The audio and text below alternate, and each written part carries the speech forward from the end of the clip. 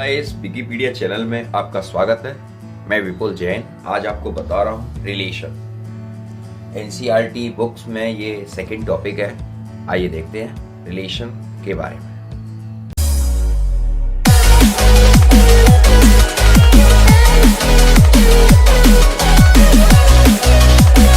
जय जिनेंद्र मित्रों, देखिए सबसे पहले हम रिलेशन की बात कर रहे हैं, संबंध की बात कर रहे हैं। तो आम बोलचाल में आपने देखा होगा कि हमारे बीच में अनेक संबंध होते हैं। जैसे मैं पढ़ा रहा हूँ, आप पढ़ रहे हैं, ये भी एक संबंध है। छोटा भाई, मेरा एक छोटा भाई है या मेरे से एक बड़ी बहन है। इस तरह के, जैसे लखनऊ उत्तर प्रदेश की राजधानी है, इस तरह के कई एक उदाहरण आपके सामने आते हैं, ठीक है ना। लेकिन मैथमेटिक्स में कुछ उदाहरण अलग से होते हैं जिनका संबंध एक अपनी भाषा में मैं कह सकता हूँ मैथमेटिक्स में, जैसे x y से कम है, त्रिभुज ABC त्रिभुज PQR का सर्वांशम है, रेखा AB PQ पर लंब है। आइए समझते हैं ये किस तरह से होता है। देखिए सबसे पहले हम बात कर रहे हैं ऑर्डर्ड पेयर की। इसमें सबसे पहले जो है ऑर्डर्ड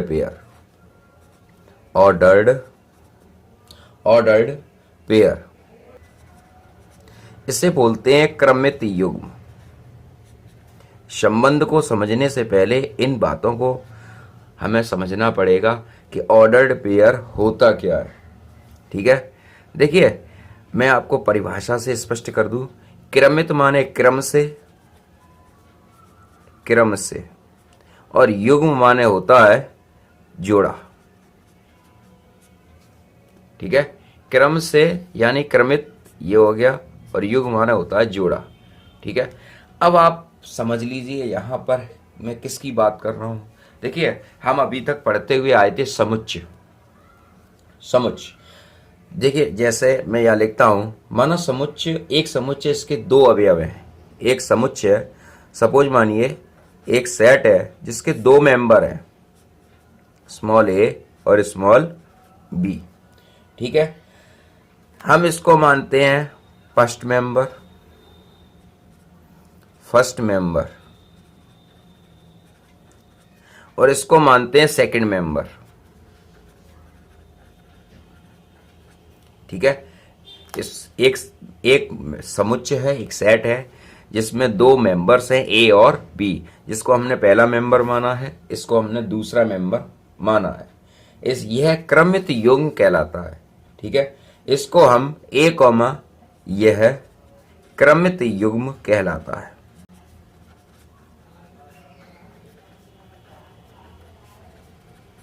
क्रमित युग्म कहलाता है। इसे हम स्मॉल a b से दर्शाते हैं,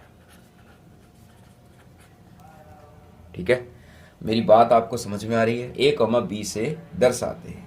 लेकिन एक बात आप सुन लीजिए और समझ लीजिए, समुच्चय और क्रमित युग्म में अंतर है।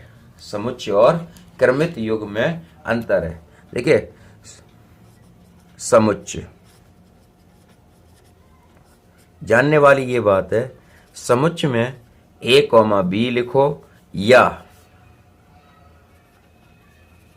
b a लिखो समुच्चय के अंदर, ठीक है।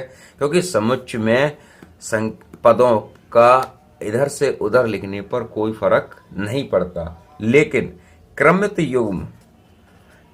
युग्म में पहली बात तो समुच्चय लिखोगे तो ये मझले ब्रैकेट में लिखा जाता है, और क्रमित युग्म लिखते हैं तो ये छोटे ब्रैकेट में a b, लेकिन is not equal b a। अब ऐसा क्यों है? ये ऐसा है, ये ऐसा क्यों है?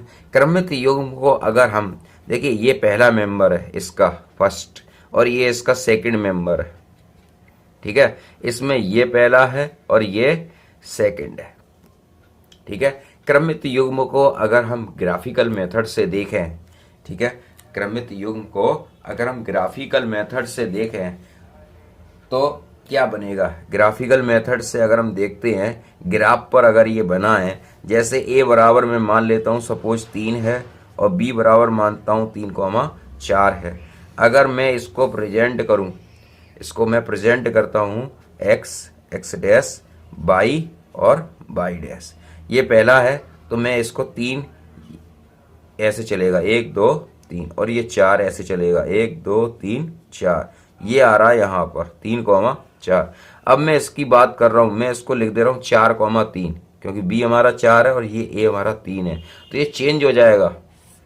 देखिए ये चेंज हो जाएगा, 1 2 3 4, 1 2 3, इसकी स्थिति चेंज हो गई, 4,3। ये यहाँ आ रहा है और ये कहाँ आ रहा है, आप समझिए कि इसमें ये फर्क है। इसलिए हम इसको इस तरीके से लिखते हैं, समुच्चय को, समुच्चय इस तरह से लिखे जाते हैं, ऑर्डर्ड पेयर इस तरीके से लिखे जाते हैं। बस आप ये ध्यान रखें कि क्रमित माने क्रम से, पेयर युग्म, युग्म को हम इस तरीके से लिखते हैं। अब दूसरी बात, अब हम समझेंगे दो समुच्चयों का कार्तीय गुणनफल। दो समुच्चयों का कार्तीय गुणनफल कैसे किया जाएगा, ठीक है। ये तो बात हो गई ऑर्डर्ड पेयर की, ठीक है, ऑर्डर्ड पेयर की ये बात हो गई।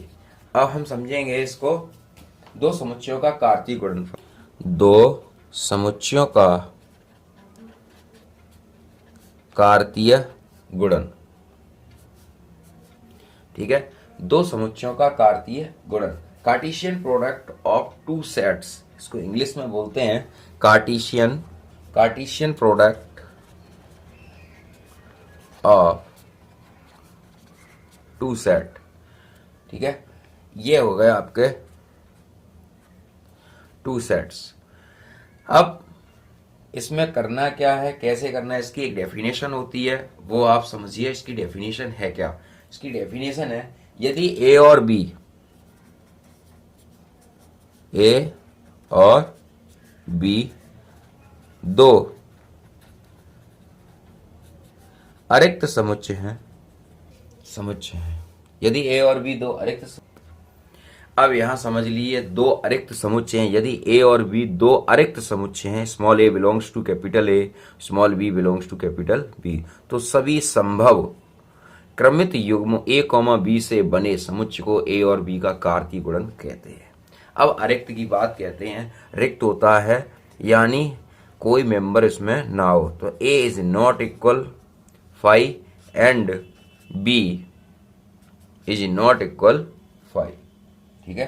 तो यहां पर मैंने ए का मेंबर हो गया स्मॉल ए और बी का मेंबर हो गया स्मॉल बी, तो मैं यहां पर लिखूंगा ए क्रॉस बी को प्रतीक में, ए क्रॉस बी बराबर A comma B such that small A belongs to A और small B belongs to capital B, ठीक है।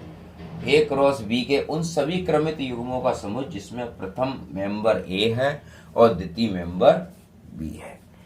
यहां अगर लिखना चाहो तो आप लिख सकते हैं, ए क्रॉस बी के उन सभी, बी के उन सभी क्रमित युग्मों का समुच्चय, ए क्रॉस बी के उन सभी क्रमित युग्मों का समुच्चय जिसमें प्रथम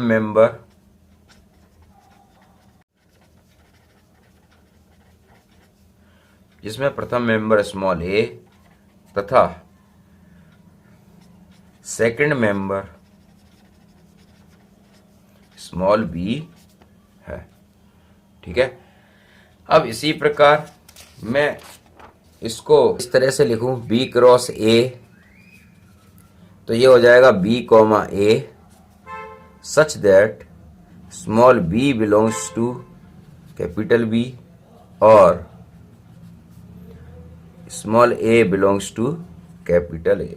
तो यहां पर प्रथम मेंबर हो गया आपका स्मॉल बी, यहां पर प्रथम मेंबर आपका हो गया स्मॉल बी और सेकंड मेंबर जो है वो हो जाएगा स्मॉल ए। ठीक है, आपको समझ में आया? ठीक। हाँ, एक बात आप जरूर ध्यान रखें दोस्त, अगर ए क्रॉस बी नोट, ये आपको ध्यान रखना, A cross B is not equal B cross A, यानी ए क्रॉस बी का मान कभी भी बी क्रॉस ए के बराबर नहीं हो सकता। ठीक है ना, आपको ये बात ध्यान रखनी है। अब हम ए क्रॉस बी के वैल्यू को करते हैं, किस तरीके से क्वेश्चन आते हैं, एग्जाम्पल के माध्यम से हम आपको समझाते हैं। जैसे यहाँ लिखा है, इफ यदि ए बराबर 3,4, ठीक है, एंड बी बराबर 1 2 5 है, तो ए क्रॉस बी तथा बी क्रॉस ए निकालिए। ठीक है, देखिए करते हैं। अब देखो, ए क्रॉस बी और बी क्रॉस ए को निकालना है। सबसे पहले इनको करते कैसे हैं, ये देखिए, ए क्रॉस बी 3,4 क्रॉस 1,2,5। ए क्रॉस बी का जब भी वैल्यू निकालेंगे तो प्रत्येक पद का, यानी इस ए के पद का तीनों के साथ मल्टीप्लाई करते हैं। 3,1,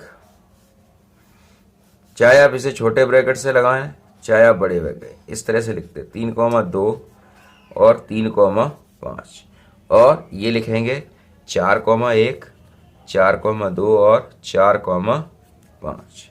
ठीक है, अब इसी तरीके से बी क्रॉस ए, अगर हम इसको लिखते हैं, अब बी क्रॉस ए, देखिए इसको करने का एक तरीका और है, मैं एक और तरीका बता दूंगा आपको, सेकेंड टाइप। जैसे ए ये है, ए के मेंबर हैं 3,4 और बी के मेंबर हैं 1 2 और 5। अब सबसे पहले हम एक के साथ करेंगे, एक इसके साथ मल्टीप्लाई किया, 3,1 3,2 3,5 ये लिखा है। फिर करेंगे 4,1 4,2 और 4,5। ठीक है, ये इस तरह से, आप इस तरह से भी कर सकते हो। अब हम बी क्रॉस ए को करते हैं इसी मेथड से। ठीक है, बी क्रॉस ए को करते हैं 1,2,5 क्रॉस 3,4। अब देखो बी क्रॉस ए को करते हैं, अब जिस तरह से ये किया था उसी तरीके से सेम, यहां देखिए, यहां मैं बी लिख रहा हूं, वैल्यू है हमारी 1 2 और 5, और ए की वैल्यू है 3,4। ठीक है, तो सबसे पहले इसको करेंगे, तो सबसे पहले 1 का 3 के साथ और 1 का 4 के साथ, यहाँ मैं लिख दे रहा हूँ बी क्रॉस ए। सबसे पहले 1,3, 1,4, फिर दूसरा करेंगे 2,3 और 2,4,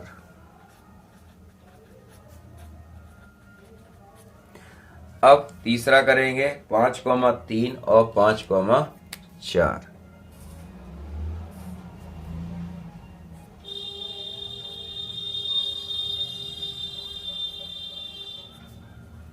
ठीक है, ये आपको समझ में आ रहा है, ये हो गया बी क्रॉस ए का। ठीक, इसीलिए देखिए यहाँ पर आप देख रहे होंगे कि ए क्रॉस बी की वैल्यू के कितने पैदा आए हैं, 1 2 3 4 5 6, 1 2 3 4 5 6, दोनों में 6 ही 6 हैं, लेकिन वैल्यू दोनों की अलग अलग है। यहाँ 3,1 है या 3,2 है, 3,5 है, 4,1 है, 4,2 4,5, यहाँ चेंज है 1,3 1,4 2,3 2,4 5,3 5,4, यहाँ बिल्कुल सिस्टम चेंज है। इसलिए आप ये बात हमेशा ध्यान रखें कि ए क्रॉस बी कभी भी बराबर नहीं हो सकता बी क्रॉस ए के। ठीक है, अब समुच्चय ज्ञात करना।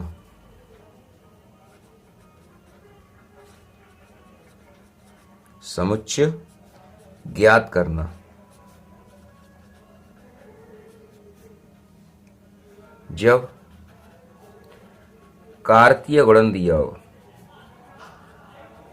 ठीक है, मतलब ये चीज दी हो तब कैसे ज्ञात करेंगे। क्वेश्चन मैं देता हूं आपको। क्वेश्चन है ये, यदि a क्रॉस b बराबर a,1 b,3 a,3 b,1 a,2 b,2, ठीक है, ब्रैकेट क्लोज, तो समुच्चय ए और बी ज्ञात कीजिए।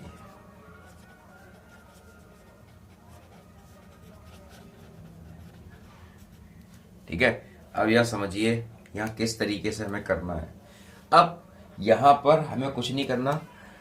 देखिए यहां पर यह बात ध्यान रखनी है, ए और बी के जो सेट है, ए प्रथम अवयव है, यानी ए के प्रथम अवयव जो यानी पहले पद में लिखे हुए हैं वो तो हो गए हमारे ए के, और जो बी में जो सेकंड पद में लिखे हैं वो हो गए हमारे बी के मेंबर। तो ए के मेंबर कौन से हैं? ए बराबर ए लिखा हुआ है चारों उसमें और बी लिखा है, तो ए के मेंबर तो ये हो गए, और बी के मेंबर कौन से हो गए? 1 हो गया, 2 हो गया और 3 हो गया। तो 1, 2 और 3। ठीक है, आपको मेरी बात समझ में आई? इस तरीके से ये कर लिए जाते हैं। अगर आपकी कोई भी समस्या है, कोई प्रॉब्लम है, तो आप विकिपीडिया चैनल के माध्यम से अपनी प्रॉब्लम को जरूर रखें। देखते रहिए विकिपीडिया चैनल। जय जिनेंद्र, जय हिंद, जय भारत।